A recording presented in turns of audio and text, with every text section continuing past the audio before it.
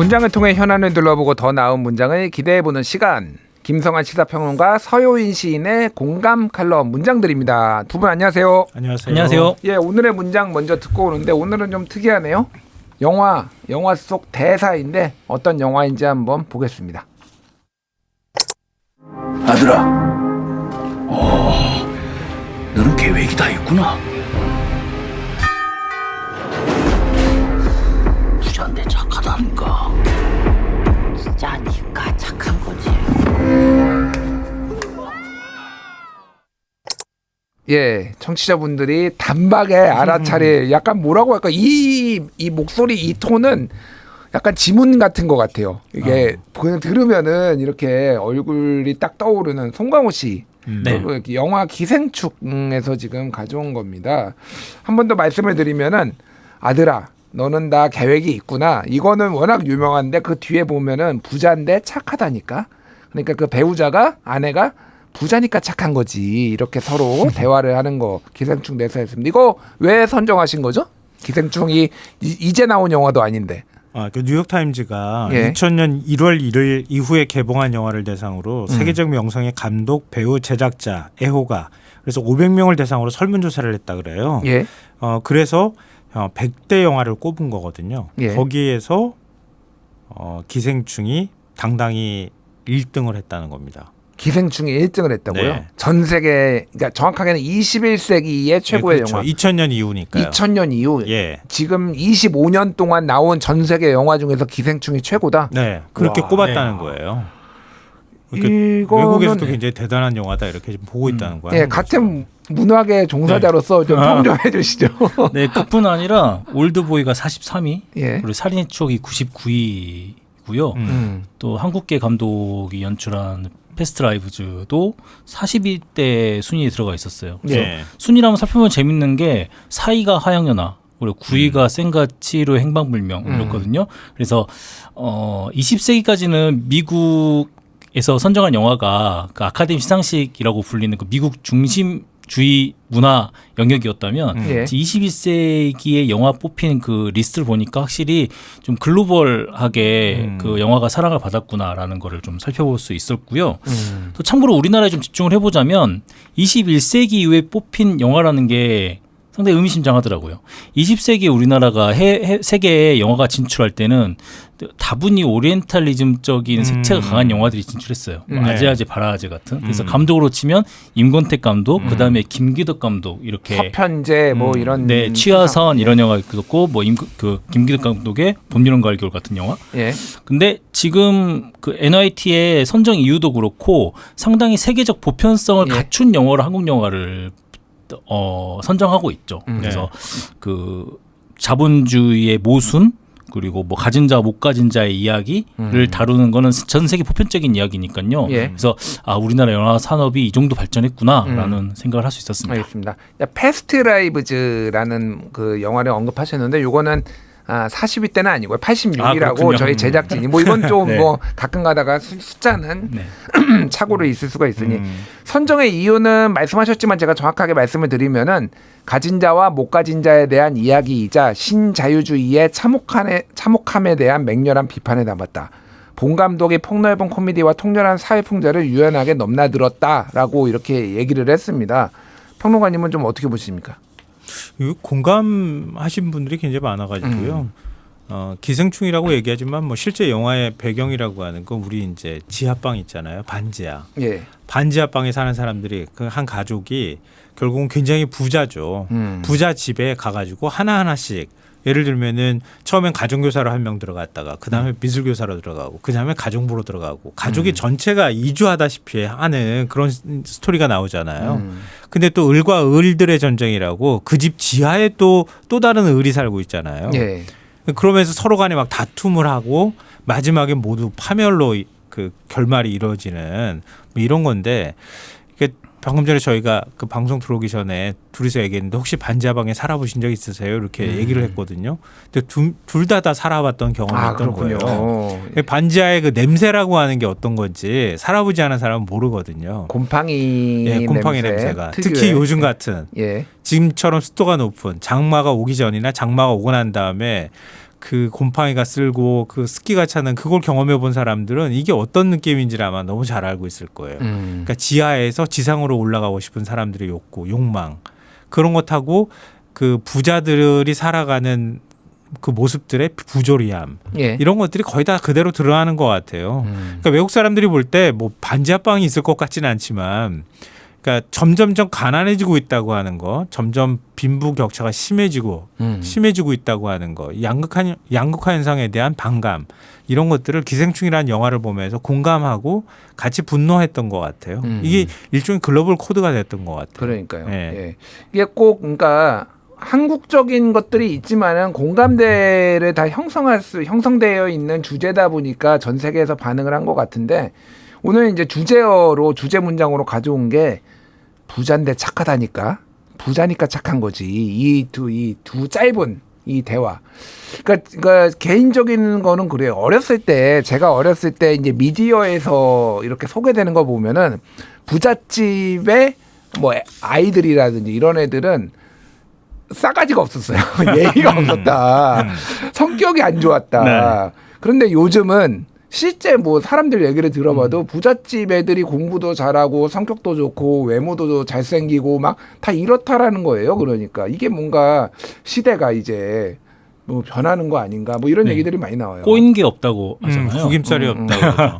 근데 요즘 달려라 하니에 재평가가 있어요. 달려라 하니. 네, 달려라 하니에 보면은 그 악역이 나엘이라는 네.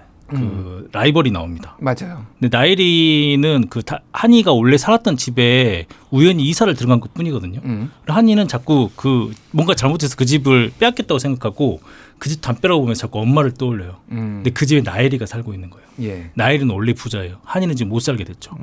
그래서 한이가 계속 나엘이를 떠올리면서 달리기 연습을 하고 너를 이겨야 돼 막 이렇게 한단 말이에요. 예. 나엘이는 가만히 있다가 한이가 덤벼드니까 표독스러운 성우가 말을 계속 하는데 예. 사실 그 말투를 빼고 들어오면 다 나엘이 말이 맞는 말이기도 해요. 여기 우리 집인데 뭐 이런 말이거든요. 네, 지금 세대들이 그 애니메이션을 보면서 그렇게 해석을 하더라고요. 나엘이가 잘못한 게 없는데 예. 한이 왜 이래? 이게 좀 공정의 그 스위치가 바뀐 것 같아요. 그렇군요. 예전에는 가난하면 그만한 그 사회적 이유가 있을 것이고 예. 가난한 사람이 순박할 것이고 돈이 많은 사람은 뭔가 부정부패도 이렇게 악독하게 하고 돈을 모았을 악독하고. 것이고 이렇게 했는데 지금은 그렇게 생각하지 않는 것 같아요. 예. 자본주의가 긴 역사를 우리가 갖다 보니까. 그렇군요. 그러니까 아니 뭐 여담인데 그 애니메이션 달려라 하니 대사가 생각이 나네요. 나의 일이 나쁜 일이 이런 대사가 굉장히 생각이 나는데 평론가님은 좀 어떻게 보셨습니까? 저도 비슷한 얘기 많이 들었거든요. 좋은 집에서 자란 아이들, 뭐 성년이 돼도 마찬가지지만 누구한테 이렇게 억척스럽게 하거나 그렇게 하진 않더라. 예. 뭐 이런 얘기들 들어봤는데 이게 공정이라는 화두하고 연결이 되는 것 같아요. 공정. 네. 그래서 우리가 얘기하잖아요. 시험 잘 본다고 공정한 게 아닌데 자꾸 왜 시험 잘 봐가지고 공정하다고 얘기를 하느냐. 애초부터 살아온 리그가 다르잖아요. 예. 그래서 우리 농담 삼아 그런 얘기도 하잖아요. 그러니까 어디에 그 방송에서 그 나왔던 얘기이기도 한데 삼루수에서 태어났는데 삼루타 친 줄 착각하고 있다고. 자기가 삼루타 쳤다고 생각하는 거예요. 예. 그러니까 부모의 자산을 또 부모가 만들어준 환경을 그대로 받고 있는데 그걸 자기가 이룬 성과라고 생각하는 건데요. 네. 근데 왜 그런 착각이 일어나느냐 하면은 예전에는 그나마 공부 잘하고 또 집안 환경도 좋고 하면은 좋은 대학 들어가기가 상대적으로 수월했거든요. 근데 요즘에는 그런 걸 다 혜택을 입었는데도 불구하고 좋은 대학 관문은 여전히 좁은 거예요. 예. 우리 의대에 들어가는 거랑 비슷한 거죠. 그러니까 거기에 들어간 친구들은 이거는 나의 노력의 결과다 이렇게 착각한다는 거죠. 그러니까 이건 우리나라뿐만 아니라 미국도 마찬가지예요. 예. 미국은 예를 들면은 뭐 이건 좀 숫자는 정확하지 않지만 비유적으로 표현해서 말씀드리면은 하버드를 들어간다. 그러면은 몇십 년 전까지만 해도 한 4-5명이 그 경쟁해서 그중에 1명 정도는 하버드를 갈 수 있는 정도 환경이었는데 예. 지금은 30명, 40명이 머리 터지게 싸워도 하버드를 못 들어간다는 거예요. 미국도 그만큼 그 구멍은 작아진 거예요. 성공의 관문은. 근데 그러고 나니까 그렇게 해가지고 그 관문을 뚫은 사람들은 예. 그 나머지 성과를 자기가 그만큼 가져갈 수 있다는 착각을 하는 거죠. 그러니까 과거보다 훨씬 더 많은 연봉을 내가 가져가야 된다. 이렇게 생각한다는 거죠. 그래서 사회가 점점 그렇게 바뀌어가고 있는 것 같아요.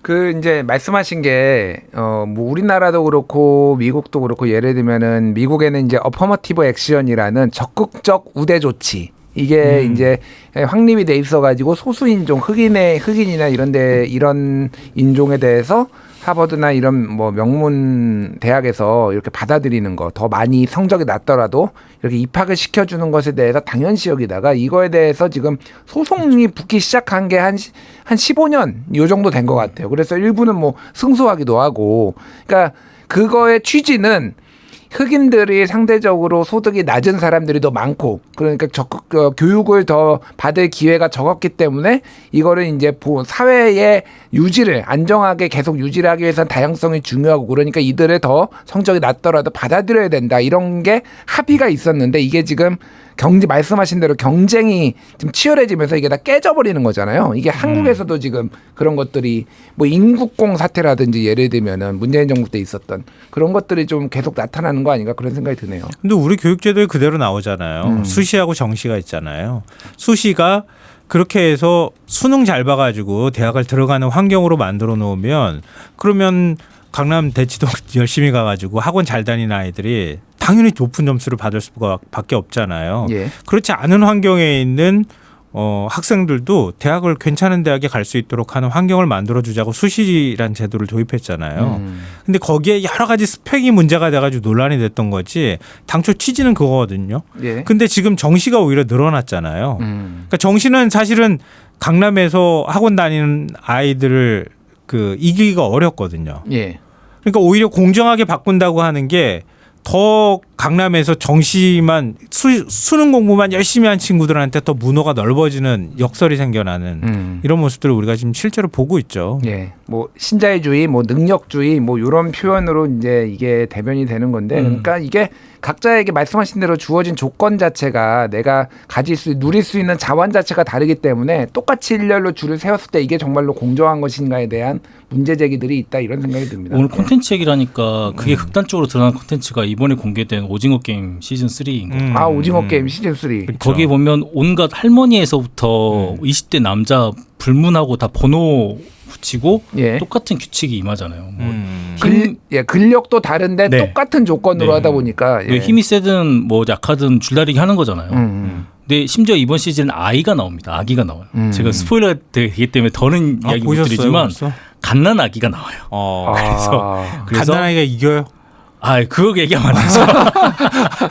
주인공이 이정재 씨가 예. 계속 안고 다녀요. 우리 PD님이 화들짝 놀랐어요. 더 얘기하지 말라고 지금. 예. 그 아이의 등에 번호표가 붙어 있어서 경쟁자 중에 하나예요. 정말 갓난 아기, 어린 아이가 아니라 그 우리나라의 현실을 그 황동혁 감독이 끝까지 밀어붙이더라고요. 그러다 보니까 프로파간다가 강해져서 초반보다는 좀 재미가 덜하다라는 의견도 있지만 감독 의견은 확실한 것 같아요. 그래서 다시 그 봉준호 감독으로 들어가자면 기생충이 이렇게 사랑을 받는 건 인정을 받는 건 주제 때문은 아닌 것 같아요. 이 주제는 보편적인 주제고 예. 무엇을 다루느냐보다는 어떻게 다루느냐가 중요했던 거죠. 그래서 이 풍자와 유머를 끝까지 밀어붙여서 마지막에 파국으로 치닫는 데까지 사람들이 극장에서 스릴 느끼면서 보는 거죠. 그래서 기생충을 볼 때는 OTT에서 보더라도 빨리 감기 하지 않습니다. 이런 영화는 구간 뛰어넘기 안 해요. 기생충도 시즌 1은 구간 넘기 잘 안 했을 거예요. 예. 근데 시즌 2와 시즌 3는 구간 뛰어넘기를 제 개인적인 느낌입니다. 했을 수도 있다. 왜냐하면 프로파간다가 너무 강해졌기 때문에 그런 생각이 드네요. 너무 주제의식을 강조하려고 하다 보면 오히려 조금 부담되거나 식상하거나 뭐 이러지 않나 그런 말씀을 주신 것 같아요. 예. 약간 좀 예전만 못지 않죠.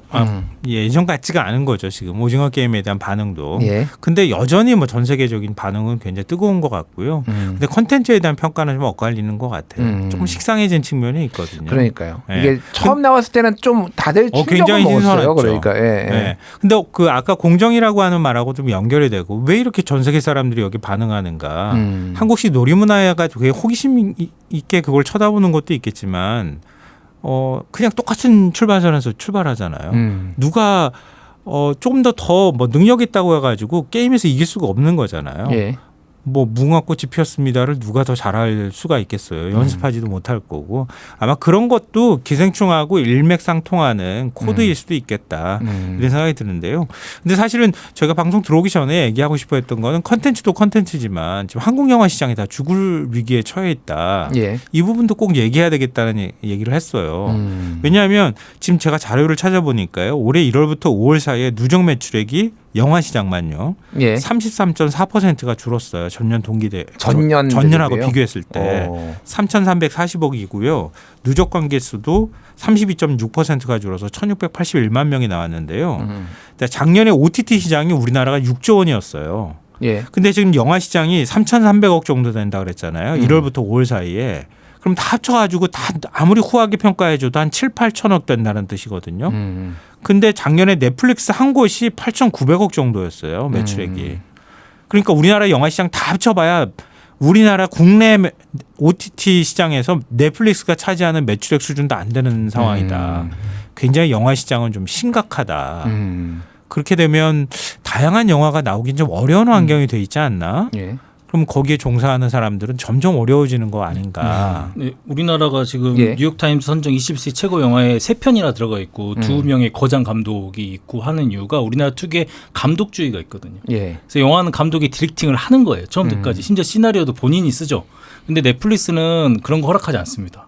일단 들어가면 저작권은 다 넷플릭스가 제작비를 충당하는 대신에 저작권 넷플릭스가 다 가져가고 소편을 만들지 안 만들지 다 넷플릭스가 결정하는 거예요.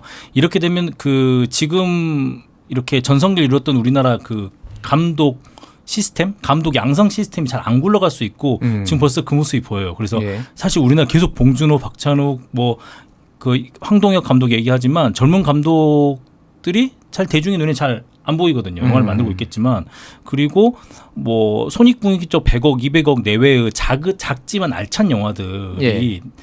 씨가 마르고 있어요. 그리고 실제 극장도 그래서 흥행이 안 되기 때문에 이번에 메가박스 롯데시네마가 합병된다든지 예. 그리고 CGV의 좋은 자리 영화관들이 뭐 야구 관람에 쓰인달자는 일이 일어나고 있죠. 그래서 지금 새 대통령이 문화예술 정책 공약도 많이 있었을 텐데 이 지금 이 위기 되게 전성기처럼 보이는데 바로 뒤에 와 있는 이 위기를 어떻게 이직하고 있을지도 궁금합니다. 예. 어떻게 보면은 이제 2000년대 초반에 그때 IT 기업들이 생겨난 게 지금 뭐 전성기라고 하지만은 이제 그 후속작이 그 후속 기업들이 지금 안 나오고 있고. 네. 혹시 2000년대 초반에 김대중 정부 때 굉장히 많은 작품들이 막 나오기 시작하고 다양성이 그게 이제 꽃을 피운 게 지금 네. 이런 작품들인데 그 이후에 좀 신진 다양성 있는 작품들이 안 나오고 이게 어떻게 보면 위기의 징후 아닌가 그런 생각이 드는데 그러니까 이재명 정부의 어깨가 더 무거워진 거 아닌가 그런 생각이 방금 전에 들어요. 말씀하셨던 예. 것처럼 우리가 홍콩 누아르 영화 굉장히 좋아했잖아요. 1980년대, 90년대 중반까지 봤는데 정점을 찍고 내려가잖아요. 그러니까 K컬처가 이미 정점을 찍은 거 아닌가? 지금 그렇지 않기 위해서는 어떤 노력이 필요한가 고민이 좀 필요한 것 같고요. 예. 좀 다양한 소재의 영화, OTT 시장에서도 좀 다양한 소재를 다루는 그런 영화나 드라마가 많이 좀 나왔으면 좋겠어요. 알겠습니다. 예. 문화 걱정까지 우리가 하고 있네요. 지금까지 두 분과 이야기 나눠봤습니다. 감사합니다. 네, 고맙습니다. 감사합니다.